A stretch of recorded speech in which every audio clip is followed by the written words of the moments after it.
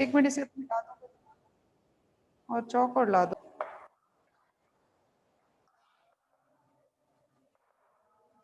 चलो, good morning बच्चों, कैसे हैं आप सारे? बढ़िया, मजे में। बढ़िया कट रहा है भाई दिन, मौसम अच्छा हो रखा है। हालांकि सर्दी ज्यादा नहीं है पर धूप नहीं है तो अच्छा लग रहा है। नहीं, चलिए फिर एंजॉय, घर पे बैठ के सेफली एंजॉय करिए ना, कहीं घर से बाहर मत जाइए, इट्स नॉट सेफ आउटसाइड। तो कल हम लोगों ने हमारा चैप्टर कंप्लीट कर लिया है। जो चैप्टर कल कंप्लीट हो गया है, इसमें किसी को कोई डाउट है तो पूछ लो, नहीं तो आज हम आपका नया चैप्टर शुरू कर रहे हैं, that is the recombinant DNA technology. ठीक है, और इसमें हम वेक्टर्स की बात कर रहे हैं बेसिकली आज, कि कौन कौन से वेक्टर्स होते हैं और क्या, मतलब मैंने आपको कल बताया था जो हमें बात करनी है, that is your vector plasmid PBr322 and PUC18, इनके बारे में हमें बात करनी है।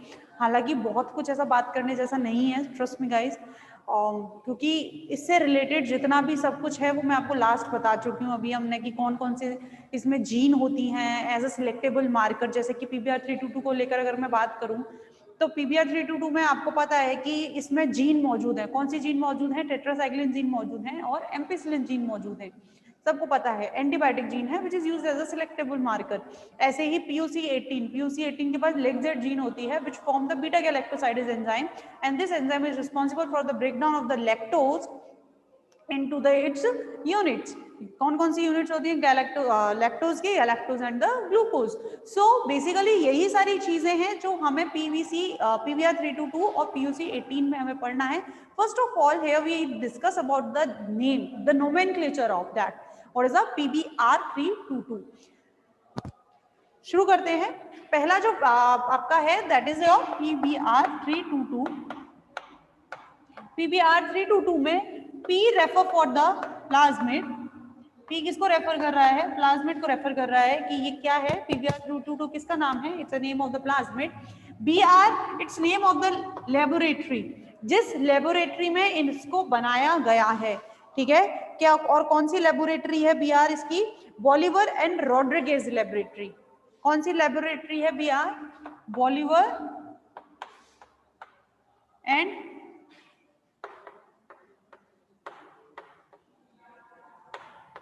Rodriguez, Bolivar and Rodriguez laboratory, जिसके अंदर इसको क्या किया गया है? इसको बनाया गया है।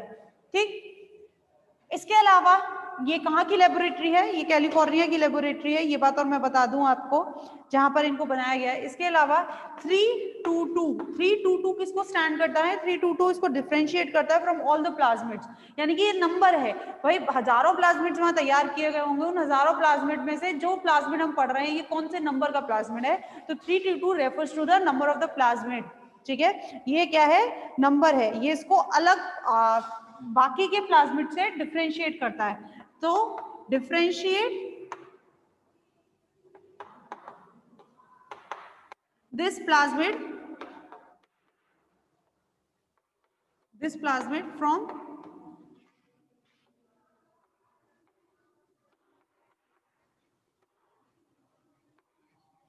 Differentiate this plasmid from other plasmids, बाकी के दूसरे प्लाज्मिड से क्या करता है? इसको अलग करता है ये। ठीक है, तो ये क्या है? PBr322। इसके बाद PBr322 की प्रॉपर्टीज की हम बात करते हैं।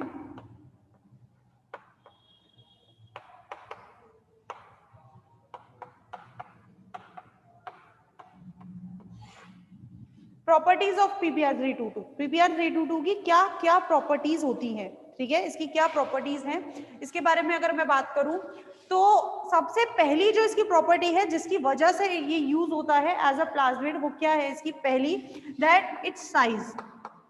इसका साइज ये बहुत बड़ा है।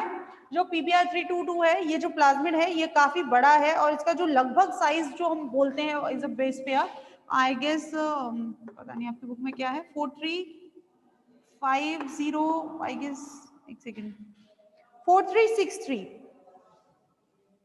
इसकी जो साइज है वो क्या है?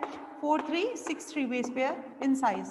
कहने का मतलब ये है, अब ये सब में अलग अलग है, आपकी बुक में 4363 दे रखा है, किसी और बुक में ये और अलग दे रखा है, ठीक है, तो सब में इसका अलग अलग है। इसकी साइज है ये, और ये क्या होती है, काफी बड़ी साइज है। मैं एक बात बता दूं बच्चों आपको, क्यों, क्योंकि अभी थोड़ी देर पहले, मैं थोड़ी देर बाद आपको बताऊंगी, हम ईस्ट में जब पढ़ेंगे तो उसमें तो 2 माइक्रोमीटर का कोई प्लाज्मिड है, तो इट्स सफिशिएंट फॉर द, किसके लिए सफिशिएंट है, एज अ प्लाज्मिड। तो 4363 बेस पेयर साइज का होना ये अपने आप में काफी बड़ी बात है, यानी कि PBr322 इज लार्जेस्ट में कह सकती हूँ, बहुत बड़ा मैं प्लाज्मिड इसको कह सकती हूँ कि ये क्या है, PBr322 बहुत बड़ा प्लाज्मिड है। क्लियर? इसके अलावा इसकी बहुत इजीली ये क्या कर सकते हैं, हम इसको बहुत इजीली हार्वेस्ट कर सकते हैं, इसको हम बहुत इजीली निकाल सकते हैं, ठीक है। तो इट्स इज इन प्यूरिफिकेशन, निकालने में, ठीक है, हम इसको बहुत इजीली क्या कर सकते हैं, it's is in purification and, और बहुत बड़ा है इसका वजह से, इसका जो रिकॉम्बिनेंट हम बनाते हैं, जो हमारा मेन काम है, where we use that's why we use the vectors, क्या कि रिकॉम्बिनेंट्स बनाने के लिए, तो इसके लिए ये क्या है, बहुत इजी है। So it's is in purification and construction of recombinant molecule,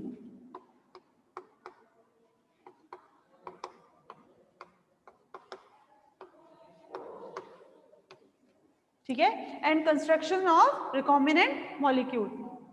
clear? ये दो चीज हो गई। इसके अलावा जो मैं कह सकती हूँ अगला जो इसका फीचर हो सकता है, क्या, ऊपर का मैं मिटा दे रही हूँ, नीचे ज्यादा हम नहीं जा रहे।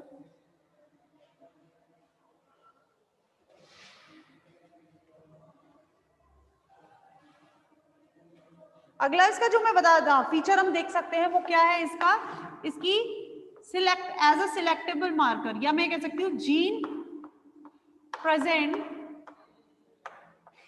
For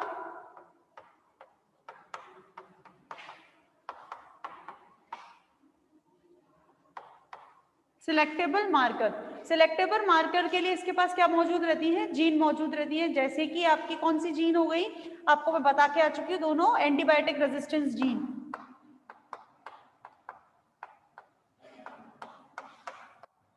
antibiotic resistance gene, ampicillin and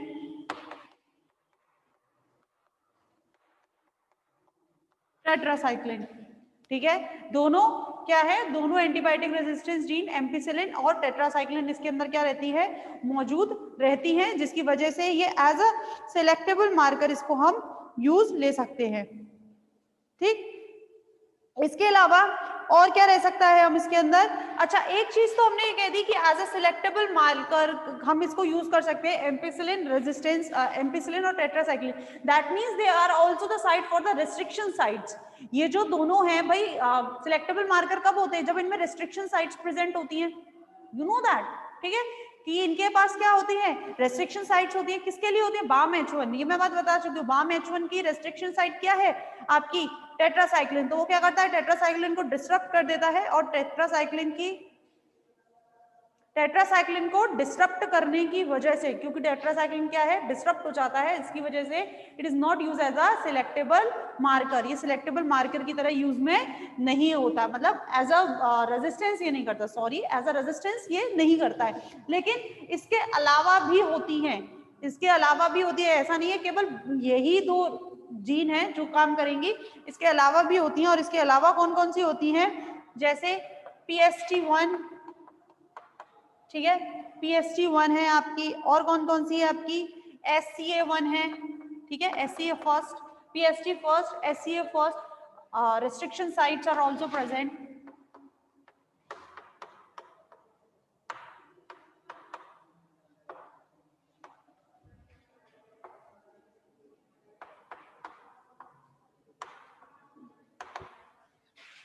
Restriction sites are also present, PST first and SCA first, ये जीन्स में मौजूद रहती हैं।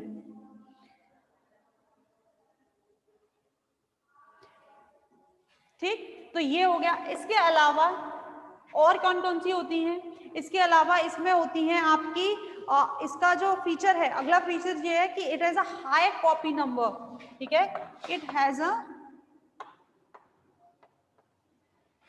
High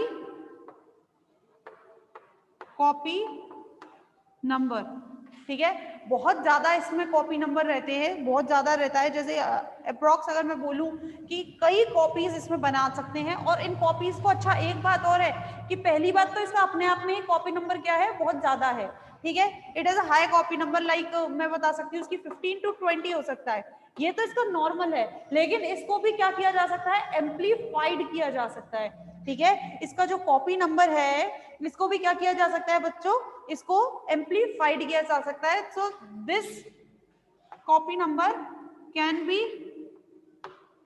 amplified to 1000 to 2000 molecules,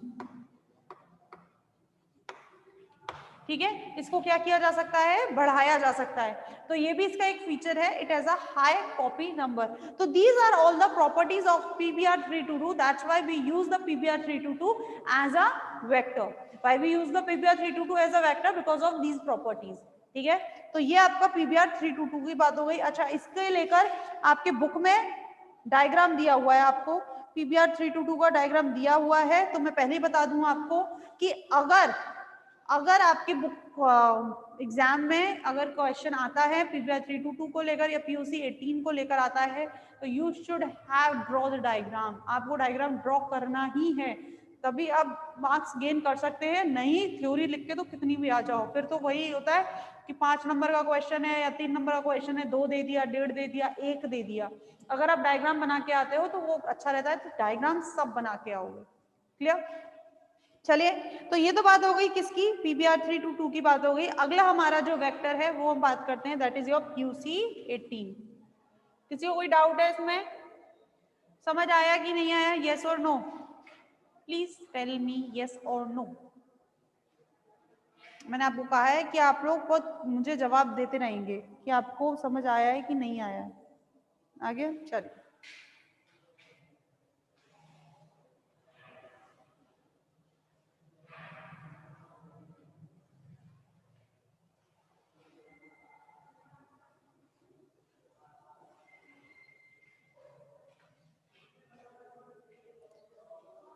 अगला है आपका PUC18, ठीक है, PUC18। PUC18 की अगर सिलेक्टेबल मार्कर की मैं बात करूं तो सिलेक्टेबल मार्कर हम पढ़ चुके हैं, वो क्या है, लेक्जेट जी, which is used as a selectable marker, ठीक है, और वो क्या बनाता है, ये सारी चीजें हम इसमें पहले ही पढ़ चुके हैं। इसके अलावा इसमें एंटीबायोटिक रेजिस्टेंस जीन होता है, एम्पिसिलिन, आपको ये भी पता है। अच्छा, PUC what is the PUC नाम हमने PBr322 का नाम देगा, what is the PUC is the plasmid, P is the plasmid, और कहां बना है, produced at the university of California,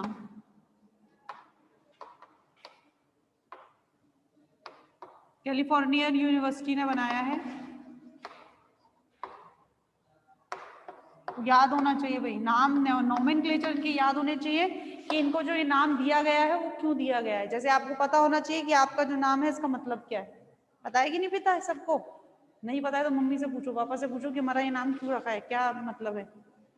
and don't dare to ask my name, मैं बच्चों को बोलती हूँ, उल्टे मुझसे पूछ लेते कि मैडम आपके मतलब बताओ, तो मेरा तो सबको विख्यात है कि मेरे नाम का मतलब क्या है ना।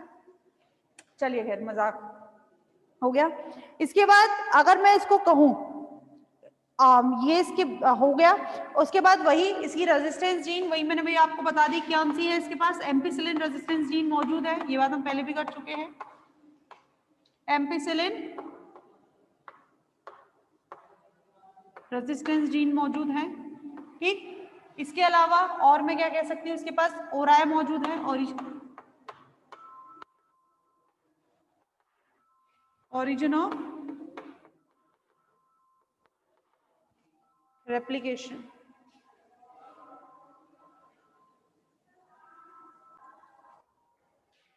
चलिए भाई सॉरी, अगला क्या है, ओराय, origin of replication। Origin of replication भी इनमें प्रेजेंट होता है। इसके अलावा हमने जो बात करी इसकी रेस्ट्रिक्शन साइट, रेस्ट्रिक्शन साइट्स, तो एक बात बताऊं बच्चों, रेस्ट्रिक्शन साइट्स हम बात कर रहे थे, हमने जब PUC 18 जब हमने इसको वेक्टर के रूप में जब बात की थी तब मैंने आपको कहा था कि जो रेस्ट्रिक्शन साइट्स होती हैं, जो रेस्ट्रिक्शन साइट्स है वो कौन सी है, लेग्जेड जीन है। तो क्या केवल लेग्जेड जीन ही है जहां पर रेस्ट्रिक्शन हो सकता है या जिसको डिसरप्ट किया जा सकता है, that is the most commonly restriction site. लेकिन जैसे मैंने आपको PBR 322 में बताया था कि PST first, SCA first, SVU first, तो ये सब भी क्या है, ये सब भी रेस्ट्रिक्शन साइट्स हैं। तो सेम इसमें भी क्या होती है, कई रेस्ट्रिक्शन साइट्स होती हैं और उनको कहा जाता है multiple cloning sites.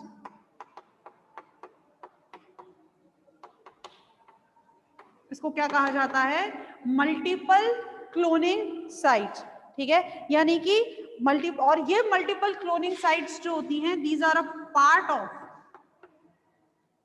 a part of LegZ gene,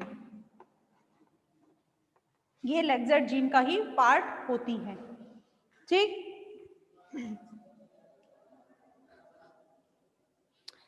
बस बाकी का इतना ही है इसके अंदर कि ये होता है। और इसके बाद इसका एज अ सिलेक्टेबल मार्कर इसको यूज करते हैं, वो मैं आपको बहुत अच्छे से PUC 18 बता चुकी हूँ एक्सगेल का, ठीक है। आई डोंट थिंक सो कि मुझे बात करने की जरूरत है क्योंकि कल ही हमने बहुत डिटेल्ड में इसको बात की है ना। तो इतना सबको समझ में आ गया। ये मल्टीपल क्लोनिंग साइट जो मैं आपको कह रही हूँ, तो मल्टीपल क्लोनिंग साइट लेग्जेड जीन का ही पार्ट है, यानी कि किसी भी रेस्ट्रिक्शन एंडोन्यूक्लियस से काटो, यानी कि मान लो इसके पास जो मल्टीपल क्लोनिंग साइट हैं ये हैं, यहाँ पर बाम H1 काटेगा, यहाँ पे हिंद थर्ड काटेगा, ठीक है, यहाँ पर इकोराय फर्स्ट काटेगा, तो कहीं से भी काटो, ये जो मल्टीपल क्लोनिंग साइट है दिस आर पार्ट ऑफ लेग्जेड जीन, कहीं से भी काट लो बेचारा लेग्जेड जीन तो बलि चढ़ेगा ही चढ़ेगा, यानी कि लेग्जेड जीन तो आपका डिसरप्ट होगा ही होगा। इसका मतलब कि PUC 18 में जब भी हम हमारा डिजायर्ड जीन इंसर्ट करेंगे तो बीटा गैलेक्टोसाइडेज का फॉर्मेशन क्या होगा, इंटरप्ट होगा, ठीक है, which is used as a selectable marker, जो as a selectable marker use होता है। क्लियर है बच्चों, ठीक है। तो this is all about the PUC 18। चलिए इसके बाद अब बात करेंगे कॉस्मिड की। आपके बुक में इसके बाद बैक्टीरियोफेज दे रखा है और बैक्टीरियोफेज आपको जूलॉजी में करवाया जा चुका है बहुत अच्छे से, तो इसलिए मैं यहाँ नहीं करवा रही हूँ। हाँ, लेकिन ये मैं कर सकती हूँ आपको, और वैसे भी बैक्टीरियोफेज अगर जूलॉजी में नहीं भी करवाया होता तो भी फर्स्ट ईयर में मैंने लाइटिक साइकिल, लाइसोजेनिक साइकिल इतने क्लियरली आपको बताई थी, इतना मुझे अपने आप पर आप पे भरोसा है कि आपने अच्छे से पढ़ा है और आपको आता है, ठीक है। और फिर भी स्टिल अगर बच्चों को डाउट हो तो आप मुझे कल पूछ सकते हैं, मतलब नेक्स्ट क्लास में, आज नहीं नेक्स्ट क्लास में, क्योंकि एक बार पहले खुद जाके पढ़ो घर पर, ठीक है। चलिए अगला हम बात करेंगे किसकी, कॉस्मिड की।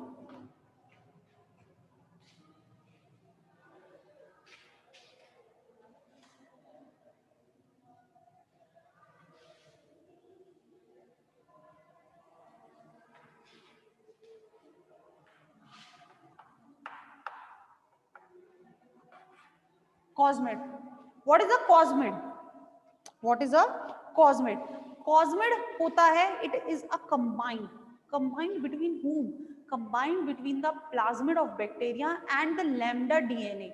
लैम्डा डीएनए क्या है, बैक्टीरियोफेज का डीएनए। तो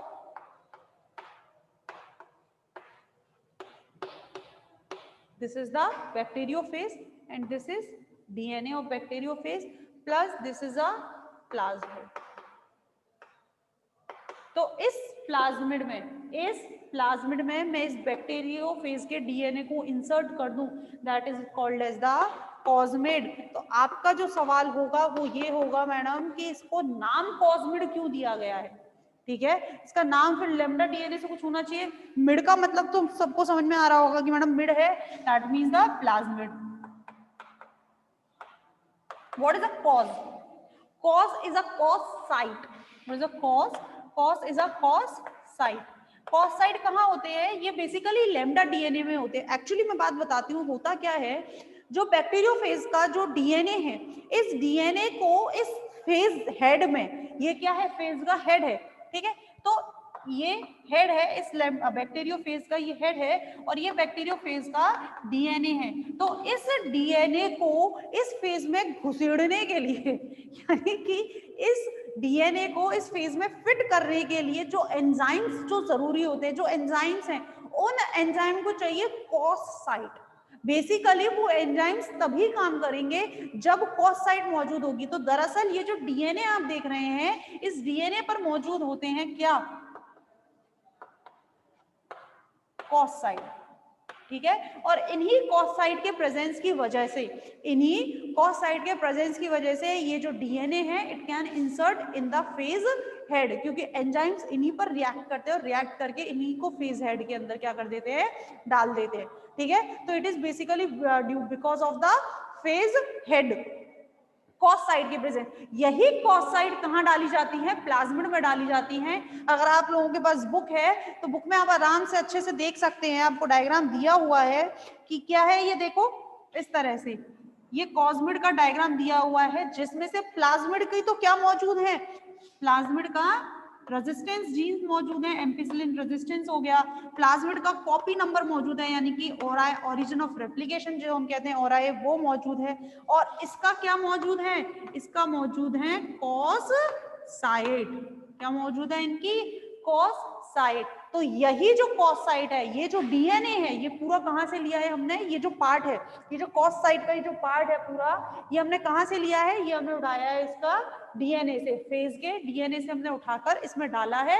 तो इसी को कहते हैं हम कॉस्मिड, कि cos site of the lambda phase DNA and the plasmid, it is a combination between the cos site of the phase DNA and the plasmid. बात समझ में आ गई कि हमने इसको कॉस्मिड क्यों कहा है, ठीक। अब इसके बाद बात करते हैं कि इसको यूज कैसे किया जाता है, ठीक है।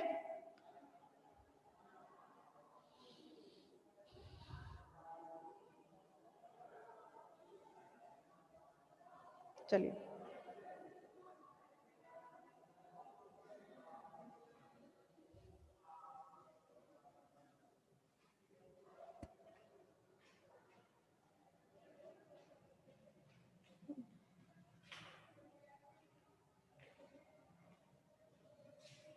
मोस्ट इंपॉर्टेंट वेक्टर है ये, इसको हम ये कहते हैं मोस्ट इंपॉर्टेंट वेक्टर, ठीक है। It is a most important vector.